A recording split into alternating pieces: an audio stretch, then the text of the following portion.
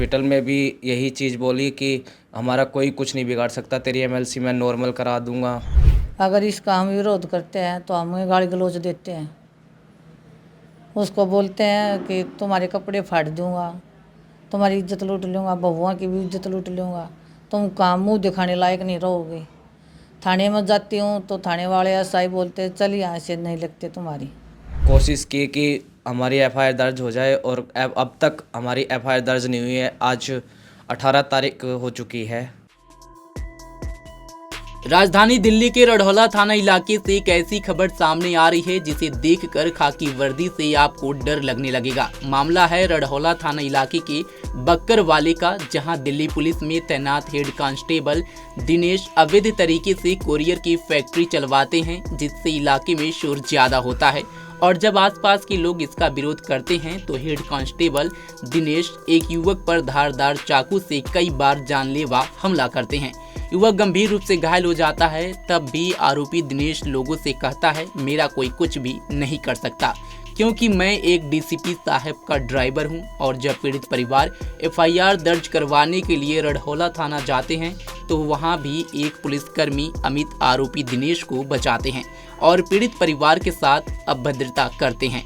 इस पूरे घटनाक्रम पर पीड़ित परिवार ने अपना बयान दर्ज किया है। ये दिनेश कांस्टेबल है जो कि यहाँ एक अवैध रूप से कंपनी चला रहा है जो कोरियर की है। और ये हमें बताता है कि मैं डीएसपी का ड्राइवर हूँ और ये दिल्ली पुलिस में तैनात है।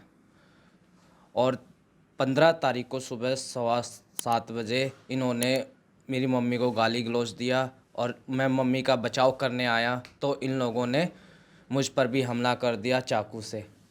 और ये चाकू हमारे पास सीसीटीवी फुटेज भी है और हमारे पास चाकू का प्रूफ भी है।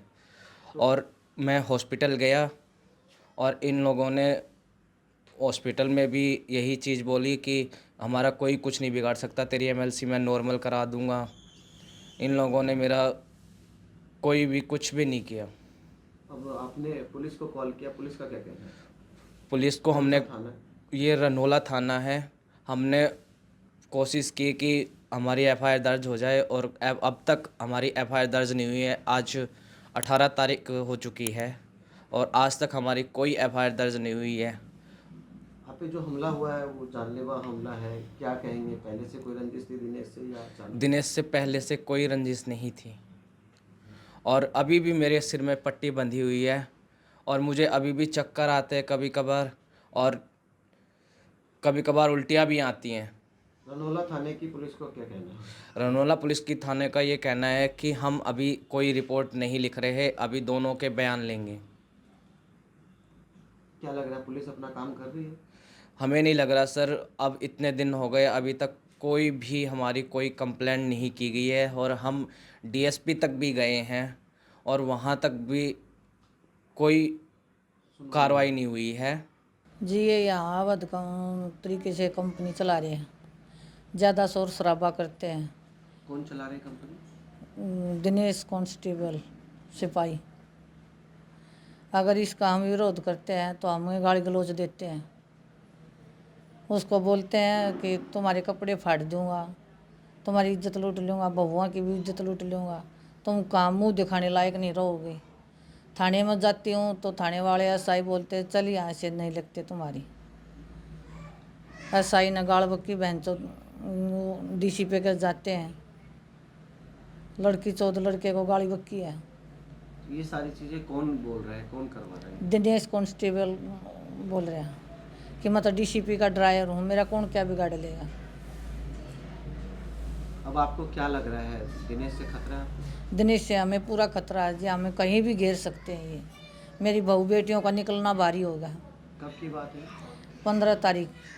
अब तक इस पर क्या हुआ है? अब तक इस पर कोई कानून कार्रवाई नहीं हुई हमारी। दिनेश खुले में घूम रहा?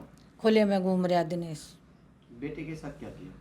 बेटे के साथ ये हमारी बचाव के लिए गया तो इस पर वार किया, चाकू से वार किया। हमारे पास इसकी सीसीटीवी फुटेज और चाकू भी है, हमने कुलदीप कांस्टेबल को दिया है चाकू। किसने वार किया? दिनेश कांस्टेबल ने किया। और क्या कहते हैं आप?